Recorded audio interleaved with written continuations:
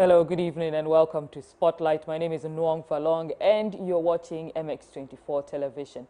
Let's talk about Ghana's debt, which has been an all-important conversation over the last few years. In the last few days, it has come back into focus due in part to some figures released by the central bank which suggest an increase in Ghana's debt, putting it nominally at 332 billion Ghana cedis, some 76% of gross domestic product. Let me put this in perspective better for you. If we hold all other things equal, at a population of 30 million Ghanaians, at current rates, each Ghanaian will have to pay some 11,000 Ghana cedis. What does this mean for the economy, for businesses, and for you? Some analysts suggest that Ghana will soon have to return to the IMF cup in hand, begging for some relief. But many are those who also believe that Ghana is well capable of propelling herself beyond aid and handling her own affairs. We'll be putting a lot of these questions and more to the experts because we want to analyze this in a way that you understand as well as I do. We'll be back after the break. Stay with us.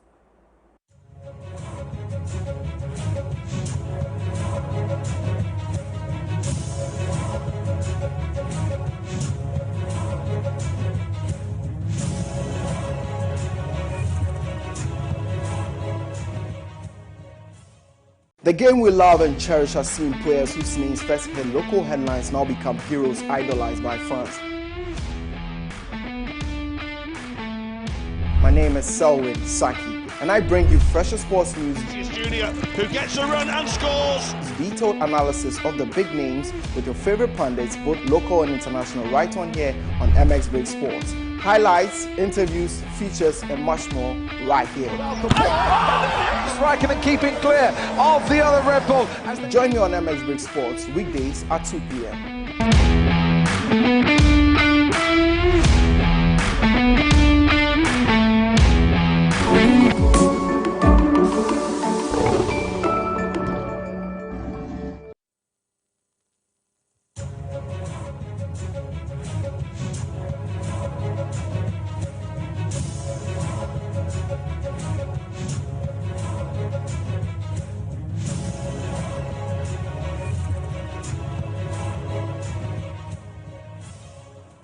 Welcome back to Spotlight. Before that break, I mentioned we're discussing Ghana's debt. How high exactly is too high in the debt to gross domestic product discussion? Who determines what figures are alarming or acceptable from country to country? And how exactly does it affect individuals and businesses within the economy? There are many questions and we are seeking answers. We have been joined by Dr. Patrick Esuming. He's an economist from the University of Ghana Business School. We're also joined by Dr. Richmond Etuahene, who's a banking consultant. These two gentlemen are going to be explaining the situation to us for better understanding. Gentlemen, welcome to Spotlight. Good evening. Good evening. Thank you so much for joining. Now, let me just recap exactly what we are looking at with debt stock presently standing at 332 billion cedis, 76%, 76.6 in fact, percent of gross domestic product. We also know that holding all things constant, if we divide this debt among all Ghanaians, 30 million Ghanaians, this is for better understanding to the layman, each Ghanaian will have to pay per head some 11,000 Ghana cedis. Now, in order for us to understand this from an angle that isn't politically sensationalized, we are speaking to the experts today and cutting out the politicians. Now, we have seen the figures released by the central bank. Let me go to Dr. Etuahene first. Now, when we look at these figures, the question really is, are we at a position where we should be alarmed about the rate of accumulation, or is this just propaganda? Thank you very much.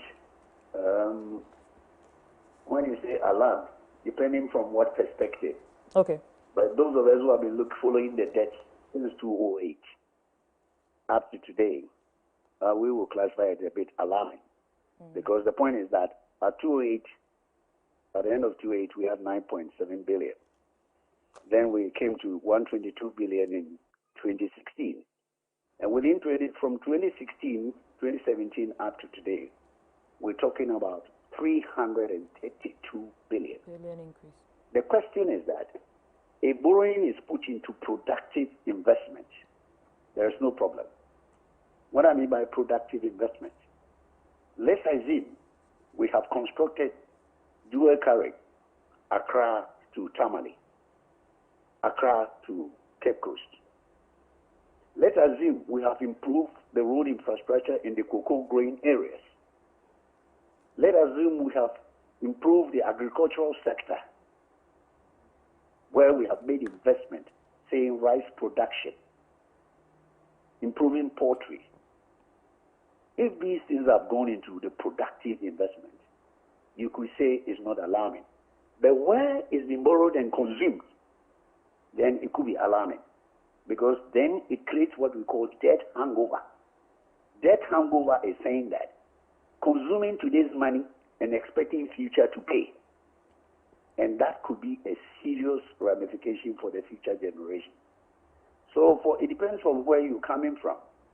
And those of you who have been following it critically, I would say from 9.2 over the last maybe 13 years, creeping up to 322 billion, then I will put it as a bit alarming. So that is my perspective and my understanding of what you just asked me. Dr. Tuahine, you know, there's an argument that Ghana is not the only country that has debt. The U.S. has debt. If you look at the countries that have very high debt, Angola, Japan, all these countries have their debt up there. What makes Ghana's situation peculiar? What do we compare to show that? The difference between ours and America is that in America, if you just followed recently, when President Obama or Biden wanted to add the national debt, he was talking about infrastructural development, roads, bridges, highways, what have you. That is what means that productive investment. If you put it in such productive investment, it is not high. But let me tell you, currently, there are about 3 African countries, I think we are the 3rd one, which are in a very critical position, according to the IMF latest, the high-risk distressed country. We are part of it. What it means is that there is every possibility that we may default even in interest payment, rather not even the principal. So the question is that you don't compare the Americans and the UKs and the Germans and what have you. Have we actually invested in productively, which will generate the resources to pay back? Because our fiscal, the budget deficit has consistently been on the up without going to the productive sector. So those who are saying that comparing the Americans and the UKs, the Germans, or the even developed countries, ours is a bit alarming, because do we have something to show? Do we have something to show for the money we have borrowed? Because if you have nothing to show, what will generate the cash flow, the fund flow, to pay money back, then you are heading to a disaster. And for me, I don't see it. You can talk about maybe two things that we have money to put some of the money in. Let me ask you, the airport, the Kotoka airport, which has now been internationally, which will have to pay itself back. But if you borrow, and currently the servicing is that, according to the budget read this year, 39 billion out of the 72 revenue, 39 billion goes to only servicing interest, not even principal. So if you add a principal and you add the public sector wages to it, we are left with not more than even 5% for capital expenditure of the economy. How do you grow the economy like that? You cannot grow, because you are paying interest, paying the principal, and also having to pay for public sector debt, public sector wages. So we are in a very critical position. We are in a very critical position. Those who think that we are not there should think twice and find out what have we invested in to pay back in the medium term and long term. That is why I say as I sit in front of you, I have a literature in front of me, 36,000 words, which I'm publishing. And I'm just sitting by it, and I can tell you the things that I'm saying it and telling you why I say it's a bit critical. Dr. Etuahin, are you saying we're close to debt distress? We are already there. The IMF latest report, I think, May, high-risk debt country. May. And you see the calculation, everybody has his own set of calculations. According to the IMF, at December, we were 7.89% of the GDP ratio. Somewhere in March, the calculation changed.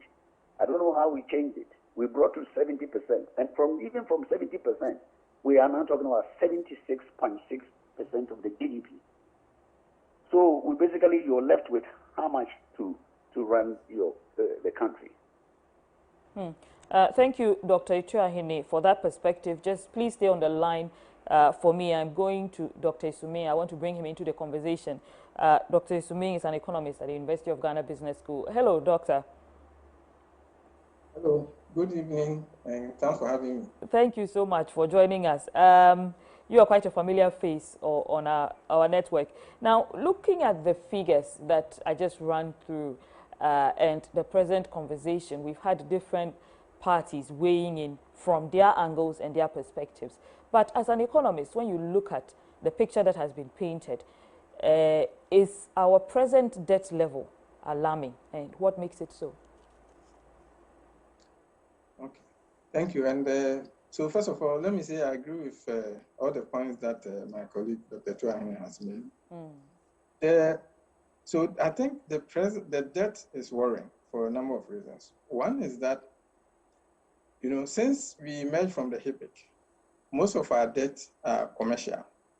That means that the interest rates on them are higher because we are no longer getting the concessionary loans that we are getting. The main reason why the debt is worrying is not necessarily because of the debt to GDP ratio hitting 70%, from my point of view. But like my colleague said, we have taken this debt and we have no idea what we've done with it. We have nothing to show for it. Usually, the way I think about, the way I analyze the debt is just the same way a private sector business will Doc, I don't analyze mean to cut you there, but when we say nothing is there to show for the debt that has been accumulated, there have been some road constructions going on within the country, which we've seen reports of. Don't they count? For example, we have the Obuasi Road. There's also the Nkoko to New Ebirim Road. There are a few road networks that have been worked on. Don't they count in this analysis? They count. But you also know that the road sector debt has been piling up. So if it was the case that we've contracted these roads and we are not owing contractors, then that would be great. So that's the sense in which I would say, when I say we don't have much to show for it, that's what I mean.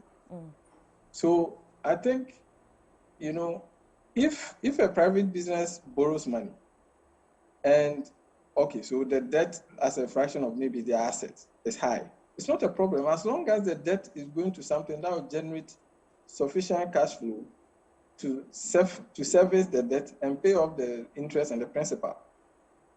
Now, at the last reading of the budget, our debt, our interest payment alone is about half of all the revenues we generate. If we pay another 30 or 40% of the revenue if you use that to pay public sector workers, then there's nothing left for us. So I think for me, it's not necessarily the quantum of the debt, but the fact that the debt has not been used into things that will generate sufficient cash flow to service the debt. I think that's a problem. The fact that now we have to, whenever we collect revenue, about half of that is going to service the debt, not pay the interest. The other thing is that our recent debt management strategy is almost approaching a Ponzi, because now we take new debt to retire old ones. Dr. Esuming, did you say it's approaching a Ponzi scheme? Well, it's almost looking like something like that. So we take one, to retire. Well, there's some good strategy behind it because the previous ones tend to be higher, they tend to be at higher interest rates. So in some sense, retiring them is fine.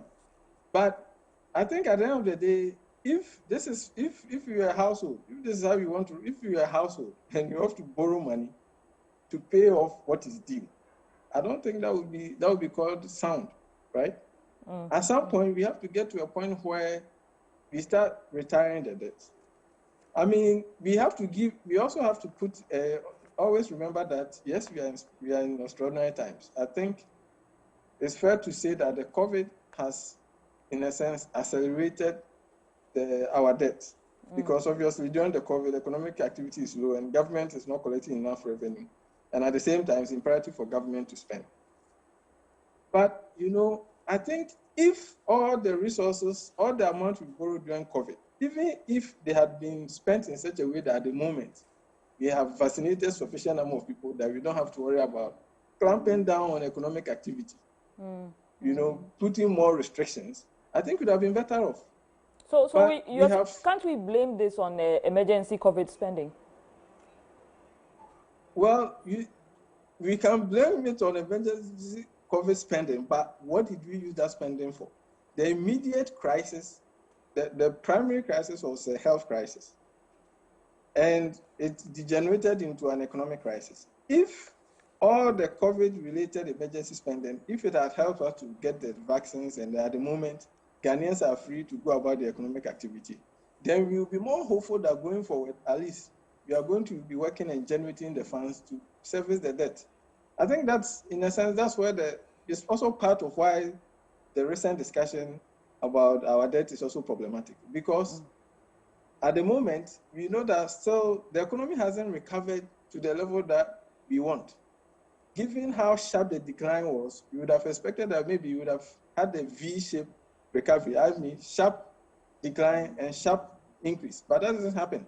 The first sector growth was, even though it was positive, 3.1%, it's still less than half of what we did the previous year.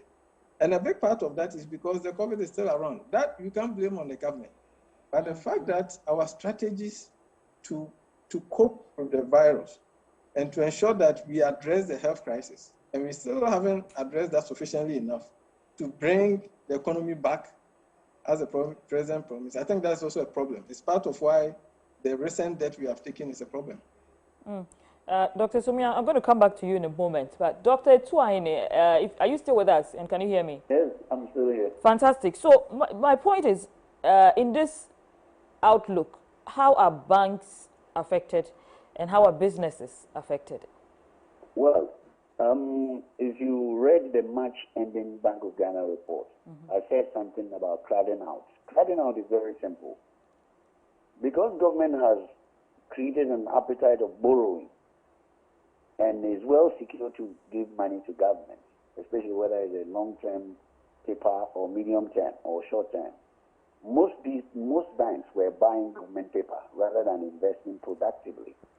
Because if I say that, what I'm saying is straightforward. If government is giving me 18% per annum, why would I want to take risk and give it to a private sector person at 23 or 24? Because for every money I give out to a private sector, there are requirements. Either you have to make 1% provision, 10% provision, 20%, depending upon the age of the loan. But if I buy the paper, government paper, there is no provision. If I borrowed, I give government 100 billion. I'm going to get more 100 billion plus the interest of, say, the 19%. So banks will be crowded out. And when banks are crowded out, the private sector is cash trapped, and it cannot take the economy as we want the economy to go. Because government is borrowing heavily on the domestic market, again borrowing on the external market. And once you do that, the local market is starved because we all have to go, people have to make choices. Do I give my money to bank or do I give my money to buy a paper? If I have the money, 1 million, I'll possibly not give it as a deposit to a bank. I'll quickly order them to buy me a government paper of 1 year because I know I'm not going to have any challenge.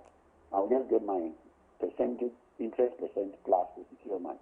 And the banks will not have enough money to give to the private sector, which is supposed to be the engine of growth. We keep on talking about engine of growth.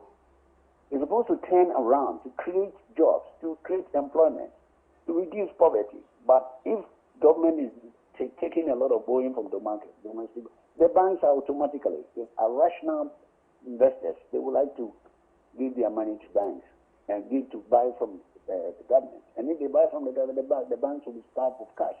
And therefore, the banks, the private sector will be crowded out. And this is a real thing. In March, when they published, Bank of Ghana published it has jumped from, I think, almost 67% to increasing to about 60-something billion. And I was asked over 1 year. And if all this money has gone into government, how will the banks get money to lend to people to support the economy? So it has got two sides of it. The banks are being rational by buying government paper. And safe. And if the individuals are rational, like me, if I have enough money, I'll buy a government paper. I will not give it to a deposit. For them, if I give it to the deposit, they'll be able to lend to the private sector. So what we are experiencing is that if the government continue to borrow and borrow from the domestic market, there comes a time that the credit will not expand. Especially looking at the figures that came yesterday. The figures came from yesterday. The non-performing of banks have rose from 15.5 to 17 point something, showing that the economy itself is not even running very well. Because if you give your money to a contractor, say a road contractor, some of them have had long outstanding with government, which they haven't paid. But the banks would, then the Bank of Ghana would have to reclassify the loan, current losses, LOLEM, what have you. So it has a serious implication on the economy, because once we classified the private sector as an engine of growth, they must have cheap funds to be able to lend to support the economy in turning around in this post-pandemic period, or the post-pandemic period. So here the banks are simply being realistic and hedging their risk, essentially. If I was a bank manager, I was an owner of the bank, I will congratulate them for not taking that risk, because once I buy government paper, I get my return. No provision, no nothing. You get your but then money, the private sector will suffer. Will go up. I'll get my dividend. So the banks are being rational. They are just being rational business people. Dr. Ituahine, but what's the alternative if they don't borrow domestically? Where can they raise the funds in a way that is safe and will not stifle private sector? There is a proverb, there is a account word. Cut your cloth according to your, cut your something according to your something. Cut your coat according to your size. You have to do everything at the same time. Prioritize what you want to do and see how you can fund it. Don't try to be a jack of all trades. Currently, we seem to be jack of all trades. That's why I listened to Dr. Achampo, your colleague. I like the things he said. Because if you choose to do everything, you possibly can't do that. Because the myriad of problems that we have. I mean, let me tell you. Have you been to any African country in this 21st century, going to 22nd century, which cannot have a dual carriage road between two major cities? It is never done anywhere. If you go to Abidjan, you must go to Abidjan. It's dual carriage. If you go to Lagos, Kaduna to Lagos, it was done in 1993. But you see, if you do that, you are adding value to your debt. Cocoa could be evacuated quick. There won't be more accidents like traffic. There's an accident on one way. These are the things that we have to do. But you see, if you choose to borrow and then you say that, because go to Nigeria, we know Nigeria, they don't have that huge debt around their neck, but they have resources more, but they don't have the debt. You prioritize it. Unfortunately, I don't know, since the first Euro market by President Kufuor, I think it's created a leeway for us to go there easily, because we get a B rating from this company, B rating, and then we go there and borrow. In those days when it was a donor, the World Bank, the IMF, the IDA, you go through a stricter condition before money comes to you. And they also monitor the projects. But if you go to the market and borrow, all that they are thinking is that you said you want to borrow, so you have to look at prioritize your borrowing and go to the areas that you can pay your money. So there are options for us. There are options for us. There are options for us. We don't prioritize what we do. We don't see the viability of the project we want to do and see how it will generate its own resources to pay the loan. Dr. Champon said something. I forgot it, Dr. Champon. He said that even if a private man go to a bank to borrow money, he borrows money to see that if I do this, I'll be able to pay my loan and pay my interest. It's not just for borrowing's sake. And you keep on adding and adding. And what is going to be more serious is that there is what we call debt overhang. That is very dangerous. Future generations are going to work to pay a debt which they have not actually benefited physically. Because if you didn't construct hospitals or roads or bridges, and you want the generation after me to come and pay, what is it? Debt overhang. And it will come with taxes, discretionary taxes all over the place. So if you're going to borrow, make sure that you have something to borrow for. And this is what I'm going to do. But if you think you have a market space to borrow, you are just borrowing to overborrow and overborrow. So that's my take on this issue. Dr. Tuahin, I'll be back in a moment to you. Now, Dr. Suming, still on the same tangent, is it possible for us to make borrowing safer, or is the only solution out to scale down government expenditure and prioritize what's important? Well, I think the long-term solution is really to broaden our tax base and collect more revenue. I think if you look at, if you look at the current pressures on government, and to be honest, it's not pressures that we brought. I think, they wrote their own manifesto and promised what they want to do. But the issue is that we are just not generating sufficient revenue to keep spending the rate at which we are spending. Personally, I'm not optimistic that the government will plan to ever spend according to how much. Cut their code according to their size. I think it would be great, as my colleague has suggested, if the government was willing to do that. I'm not sure they would be willing to do that. So I think the long-term solution is to generate enough tax revenue.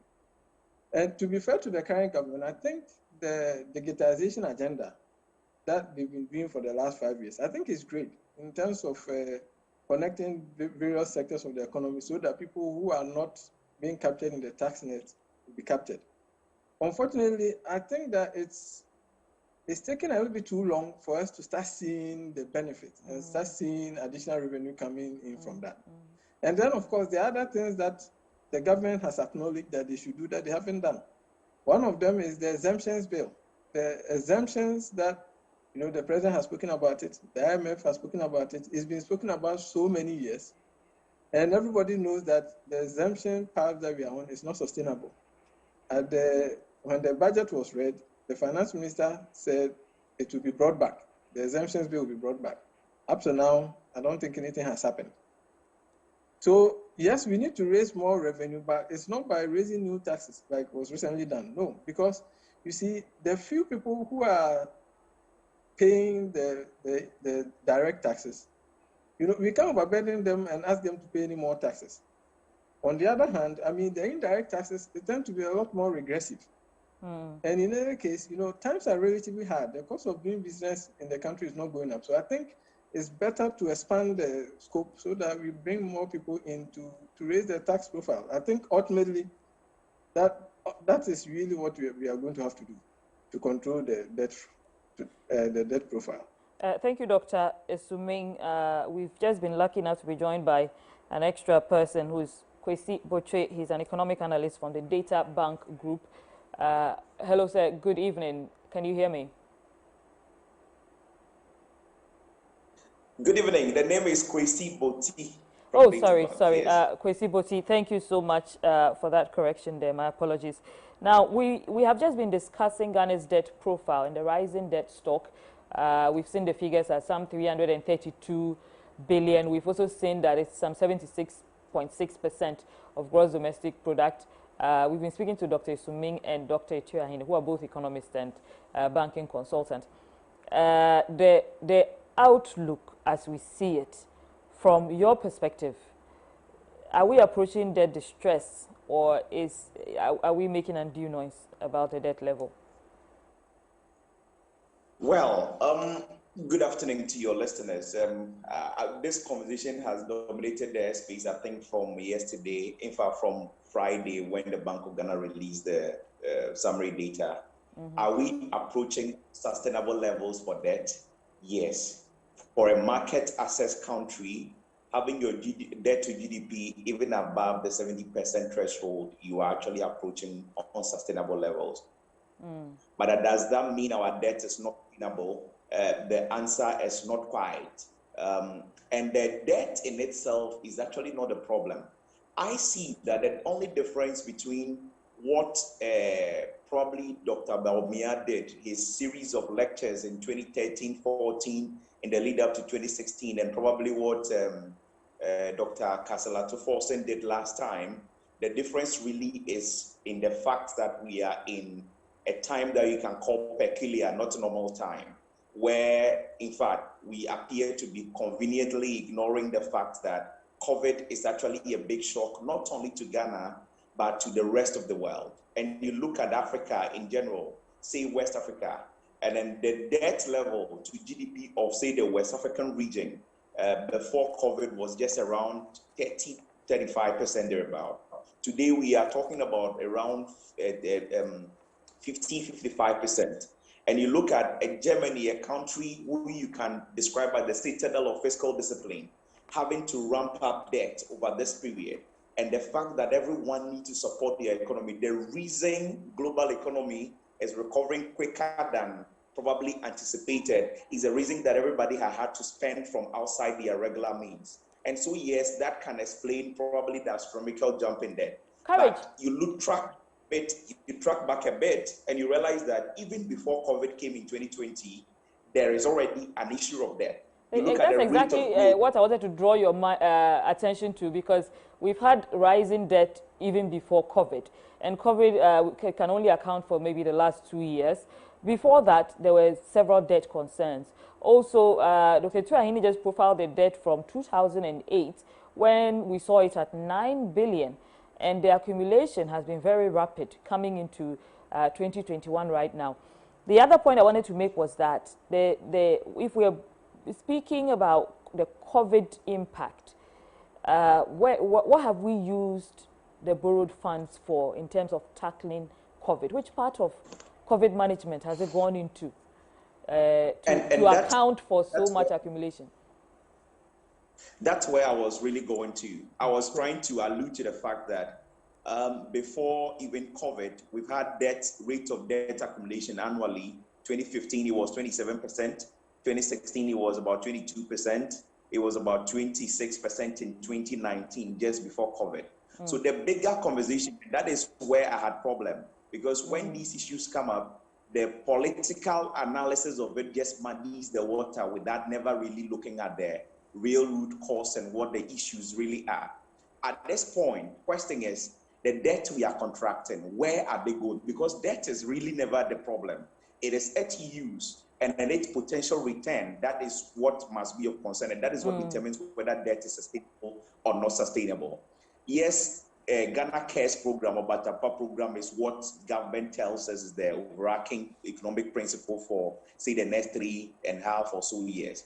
Now, to what extent is the borrowed funds or the ramp up in debt going into reviving industry, reviving the manufacturing sector, reviving the tourism and hospitality sector that is crawling, and heavily impacted by COVID?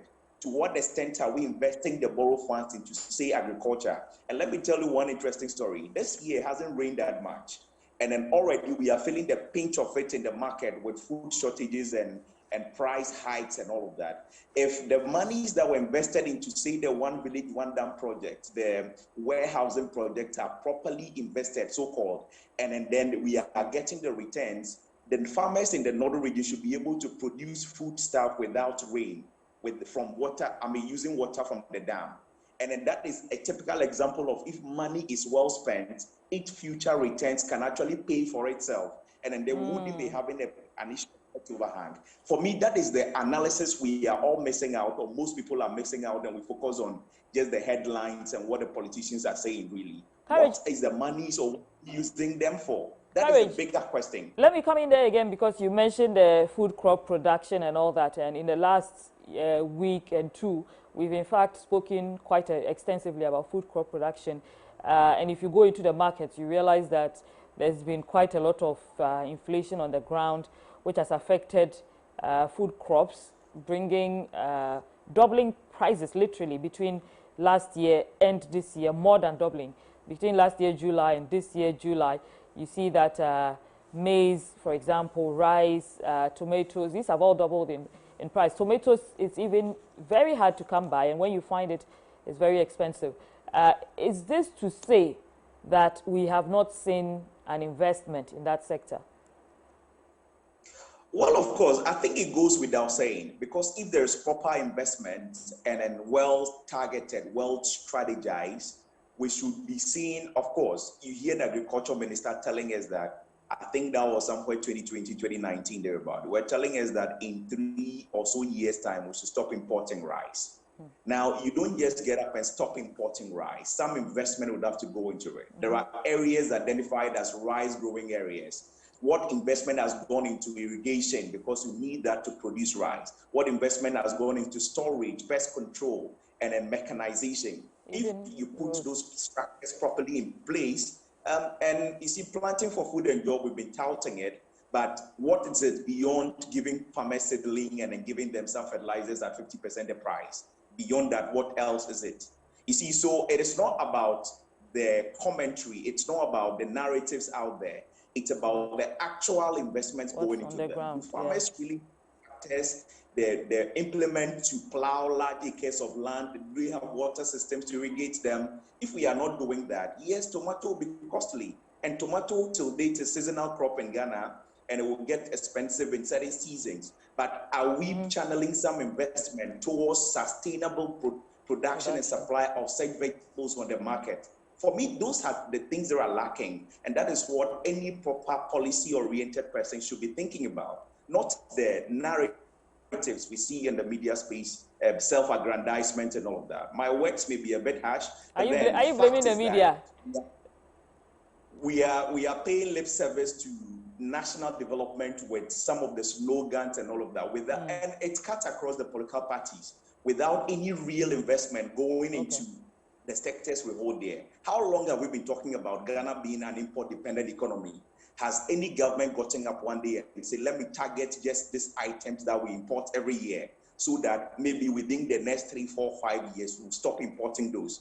And now that there is after, the only way it can benefit us is when we target certain sectors that we have the competitive advantage, and then we could actually produce and export to the rest of the world. Are we actually targeting that? We can't do the wholesale approach and expect a different result. So the monies we are borrowing, yes, road, yes, school buildings, yes, pay public sector workers, and I'm not being an ostrich here to assume that COVID hasn't shocked revenue. Yes, it has. But when we are borrowing the money, which sectors are they going to? Are they productive to the point where they can pay for themselves? Those are the questions I don't have answers to. That's a good question, because it seems to keep recurring, especially among the 3 submissions we've had from Dr. Esumeh, from Dr. Atuahene, and also from you. The question, the most critical question that's emerging is exactly what accounts for the debt that is being accumulated. Which sectors have they gone into, and what do we have to show for the debt that has been accumulated? But Dr. Atuahene is still here, and I'm just going to go to Dr. Atuahene and I'll find out from him. We've seen a lot of commentary on the back of the rising debt level, a lot of whom are saying that Ghana will soon have to go back to the IMF to seek relief. Is this a possibility? Thank you very much. I mean, we borrowed more from the commercial market, and it's not easy to go back to the donors. Before, under the HIPIC, we had so much an MDIR. It was so much of the donors' money.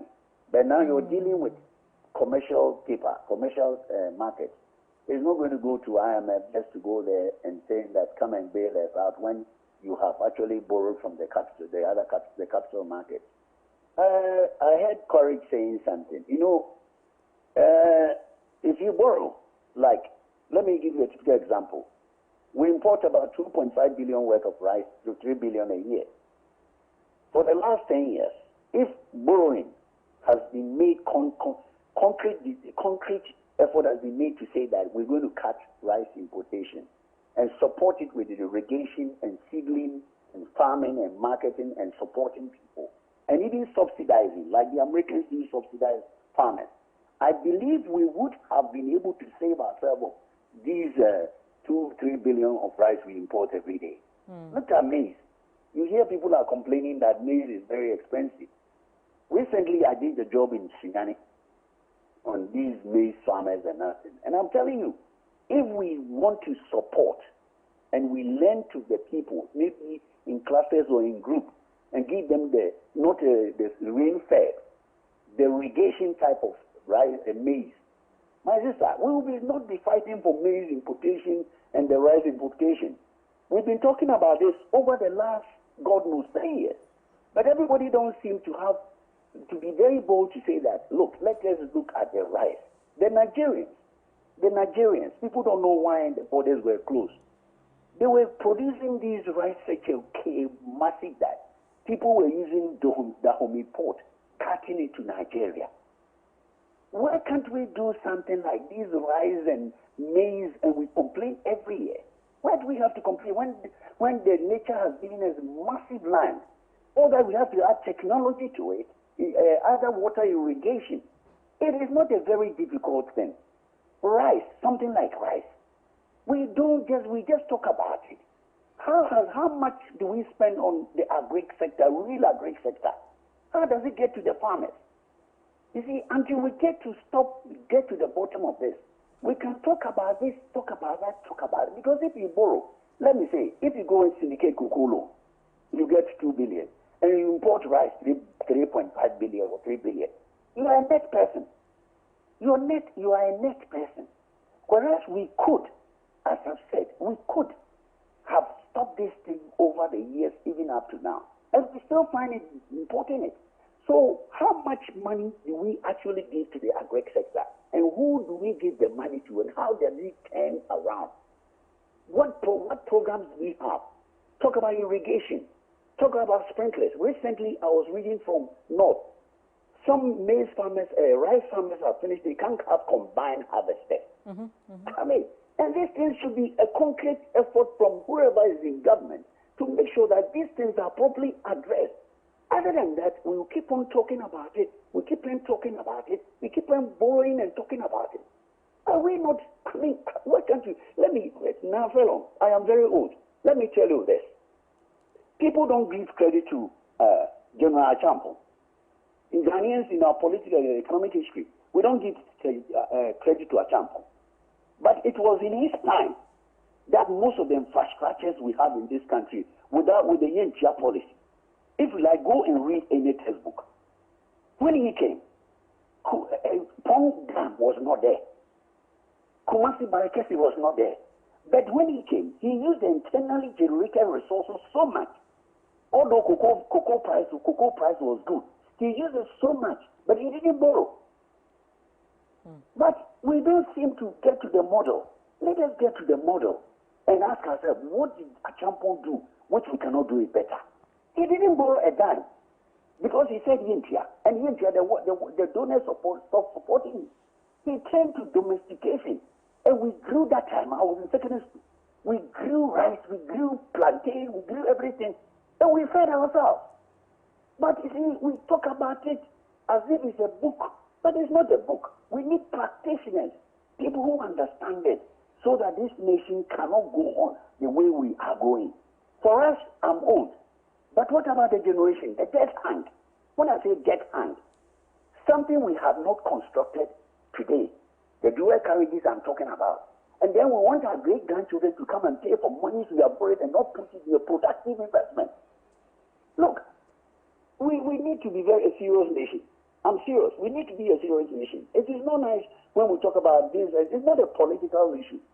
If we can have a national discourse not politicians. Bring people who understand, who have been farmers before, who understand business, and let them come and tell us what is it. I went to Sunyane, talked to some of these maize farms.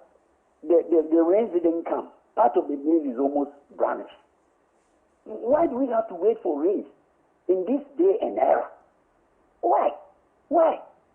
That is not the way the Americans do their grape. Not the way other countries do it. We always want to say rains haven't come, so let us do it. Please let them be very proactive and do this for the generations to come. I am not worried. I'm worried for the generations to come. Thank you, Dr. Tuahine. Dr. Richmond Tuahine is a banking consultant, and he was just giving us his submissions there. We also still have Dr. Esuming. We also have Kwesi Boti, who is an economic analyst at Data Bank. Dr. Esuming is an economic analyst also from the University of Ghana Business School. I'll just go to Dr. Esuming. Now, we've heard Dr. Tuahine talk about the commercial nature of the debt, which prevents us, of course, from going back to the IMF, because in the times when we went back to the IMF, most of the funds had been procured from donors. Now, in a situation like this, where most of the funds are commercial, how exactly do we go about? Can we even get any of our debts cancelled or forgiven at this point? I'm not too sure. I think, well, I mean, on bilateral basis, maybe some of our donors might begin to based on discussion. But I think most of our debt is not bilateral anyway. So I mean, we are going to have to pay our debt. There's no way around it. So I'm not sure that we cannot, or I'm not sure that we've even left the IMF, or we are not back to the IMF already, because we have taken since the COVID started, we've taken a $1 billion rapid credit facility, which we are going to have to pay. So even though we exited the standard credit facility, we now have the rapid credit facility. It's back to that. But I think, going forward broadly, I've already spoken about what we have to do with our tax base. But the other thing is we need to reprioritize our expenditure lines a little bit and need to carefully think about what we are taking very expensive loans for. So while all this is going on, I'm sure we've heard that we are going to take a loan for MPs that the state is going to pay a huge part of. Yeah, for their vehicles. So, given the current circumstances we are in, and the fact that we are struggling to put food on the table because, food shortages are coming if they are not here already. You have to wonder whether that is something that we should be prioritizing at the moment. So I think, and then, there are a lot of, I think so many questions can be asked about exactly what we've committed our funds to. So I think while we have to address the revenue side, and that is crucial, we also have to think about whether the amount that we have committed to various programs, whether we are spending them wisely, whether we are getting the rewards that we should be getting, whether we are getting sufficient return. We always have to ask, the way we are spending public funds, whether if it was our own company, that's how we'll be spending the money. In a time like this where, we are not collecting enough revenue and we're already complaining about the level of the debt, whether if we get additional funds, that is what we want to be committing it to. Because obviously those kind of funds, they are not going to generate any revenue to repay it. You just have to go to the hard-earned taxpayers' money to service those kind of debts. So I think some expenditure reprioritization, as well as boosting the revenue profile, expanding the tax base, that for me is going to be the long-term remedy. Now, I'll just take those as your closing remarks, and I'll just check from Dr. Tuahine. Would you like to give us any closing remarks? Well, my closing remark is very simple, like Doctor has just said. Widening the tax net through the digitization, which is okay. But there is something, I'll quote the former World Bank rep in Ghana. He said something, which I know the government is trying to do. You see, properties all over the place. How much property revenue are we making? In other jurisdictions, like the countries you mentioned earlier, properties are valued and property taxes are collected religiously. So, as we're talking about digitization, property numbering, street naming and road naming. Maybe next year going, we should be able to look at the property taxes, because the World Bank 2019 said that Ghana is not as bad as it is if we can widen the net, because the tax GDP ratio is as low as 12%. I think it's one among the lowest in the sub-region. If you don't know, it's lowest among in the sub-region. So if we can increase and widen the net by, say, property taxes, depending upon when the properties are, the roads and the facilities around, with this digitization and what that's going on, maybe from next year going, we will be able to see how we can improve the revenue side to maybe from 16% to 12% to maybe 20%. If you do that, then it means that you have more revenue to service your debt and to be able to go on the capital infrastructure. Doctor, do you have any expectations of the next budget? You ask a very funny question. I'm not one of the most liked people in this country, so I cannot even predict it. I'm not one of the most liked persons. Is there anything you'd like to hear, though, from the Ministry of Finance? What I'm saying that the tax ratio is too low, so we should make a concrete effort with this unique identification we are all making. It should not be like we are in a hurry. Although we started in 27, we couldn't do it. Let us take our time and do it religiously. Recently, I was giving a lecture somewhere. I said that this property identification, biometric property, if we can do it well and capture all the sectors of the people in this country, including the youth, I bet you, with house numbering and property addresses, I think we'll be able to improve the tax ratio to about 20%, which will go a long way to help this country, even in servicing and payment of some of our debts. Thank you, Dr. Richmond Echiahini. He's a banking consultant. I'm going to go to Courage Boti, who is still on the line. Hello, Courage. Hi. Yes, we've looked at several solutions that have been suggested where tackling the budget, tackling the debt ratio is concerned, especially in raising more revenue and broadening the tax net. But this is a tax net that we've been talking about broadening for many years. We haven't seen it exactly expand in a way that accommodates government expenditure. And we already have a situation where Ghanaians are complaining about tax burdens and extra taxes. How exactly is government expected to raise additional revenue through taxes? Thank you. Expanding the tax net is almost becoming like a cliche because we've been hearing this for God knows how long, and the number is all on everybody's lips now. Just about 2 or 3 million of the 30 or so million population pays tax. And then so digitization is the solution. But since 2017, when Dr. Bawumia championed the digitization agenda, how has it helped? And it's funny sometimes when I hear people say, or government officials say that by mere virtue of the fact that they are switching tax identification numbers now to the Ghana card numbers, mean that, yes, we could have 15 million potential taxpayers, but it's funny to assume that that amounts to 15 million taxpayers. My view on this whole thing, and two submissions really. The first one will be that, yes, digitization, but on the lines of what Dr. Echiahini was saying, how can we bring all of these pieces together for the puzzle to be complete? Now we have property addressing system, which seems to be on its own. In fact, no one uses it as it stands now. You see it on walls these days, but even our simple navigation, like moving around, we still depend on the Google. No one types in the digital addresses. No one, there was a request, I think some time passed, that when you're opening a bank account, they take all of these things. But I don't know if you've opened a bank account in recent times and if that information is needed. We were told a few months ago that Ghana card numbers are officially now TIN numbers. I went to the Registrar General last time to register a business, and then because of that, one of the people that were the directors did not have a TIN number, and so I was using the Ghana card, and I assumed it was supposed to be. I was told that that thing was just announced and never implemented really. And I'm saying this to mean that that is our approach to the development we are doing.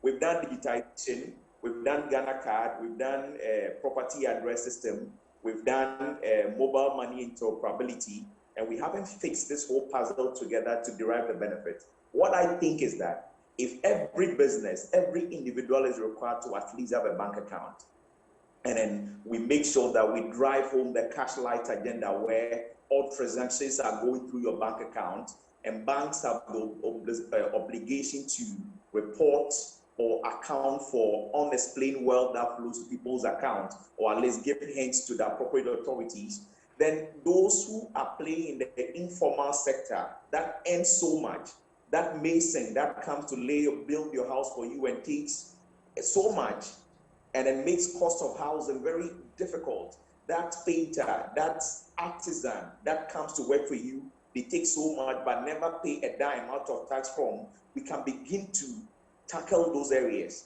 And then if we look at it that way, then we can rope in a lot of the informal sector rather than daily or month after month or year after year. Anytime there is a budget, we can try to expect a tax increment. If we do that, I think it's a lazy man's approach. And I think the finance minister knows this, right? So we need to look at it more creatively. How do we bring together the whole things we put together, where you can track people, wherever they pass, you can find them. If we put those puzzles together, and then the system is integrated, where if funds are flowing through a certain bank account, a certain Momo account, Bank of Ghana, the Financial Intelligence Unit has surveillance over them and can actually track the people and check if they are paying the appropriate taxes, and the punitive actions are meted against those people, we could have a lot more people who will be paying their taxes, and we may not need new taxes to get to the 18, 19 to 20% tax to GDP ratio or tax revenue to GDP ratio that we think is appropriate for a middle income country like ours. Another side of it, now that we've raised the revenue, or the little that we are raising, how are we spending them? Prioritize expenditure to the point where it can derive the needed benefits. If we can't focus, for instance, let me give you an example. We've gone for a loan and we built a Commander Sugar Factory. We are paying interest on that loan, and for how many years now, not a grain of sugar is produced from there. And the argument is about the factory is not built to specification, farm or the inputs to use is not there. And we are talking about 4 or 5 years down the line. That factory is still there. We haven't done enough to bring the raw materials or to do what is required. What are we doing to ourselves? And that is where someone deemed appropriate. Ayalolos, we've gone to buy over 300 cars. They are parked there, grass growing around them, yet, and there are no roads. Yet someone deemed it worthy to go buy cars for rapid bus transit, and then the cars are sitting there. If we do not prioritize expenditures, we may earn even the little we earn, we may put them into some of this not too wise uses, and then in the end, we derive the needed benefits from them. Really. Thank you so much, Courage Butsi. Thank you for those points. I'm running out of time, so I'll have to cap you there. But the points are well made, especially on digitization, harmonizing all these digitization interventions in a way that produces like tangible results that bring in extra taxes. Let me just go to Dr. Suming for his last comments, and then we can wrap up. Dr. Suming, especially quickly, what do you expect to hear from the next budget reading that tackles debt accumulation? Well, I think that, I will pick up from where Courage left off. And that is that, it's been 5 years since we've started the digitization agenda. I think we need to start seeing some results. So we need to start seeing something more concrete for us to know that, yes, this is actually the solution. I certainly hope that we also get an update on the new taxes that we introduced. How much have we realized from them? Because don't forget, those taxes were introduced for specific purposes. So we need to hear how much has come in, and if it's for sanitation, what specifically have we done, so that people know that the taxes that we are paying are working for us. And then also, like I said, I need to hear the finance minister say something about what they are going to do with the exemptions bill, because it was said in March. So, and this has been on the table for long. So I also wish that we hear something on that. All of these are things that will help us to get a sense of how the revenues we are generating are being used, and then also generating additional revenues. Thank you, Dr. Esuming. They're expecting to hear much about the exemptions bill in the next budget. That's a budget review. Can we start seeing results in the various government interventions that have been put in place, especially to raise additional revenue domestically? How prudent is government's economic management, and where is the money that has been borrowed so far? What exactly has it gone into? A breakdown would be nice, a breakdown that gives us concrete evidence of what the monies borrowed have been used and if they will sustain themselves over time. These are important questions for us to know. We've been speaking to Kwesi Boti, Courage Kwesi Boti, who is an economic analyst from Databank. We also spoke to Dr. Patrick Esuming, he's an economist from the University of Ghana Business School, and Dr. Richmond Echiahene, who is a banking consultant. These gentlemen have, of course, enriched our conversation. I hope at the end of it, you have learned as much as I have learned. And thank you for your time on behalf of everyone here at MX24 Television. Good evening.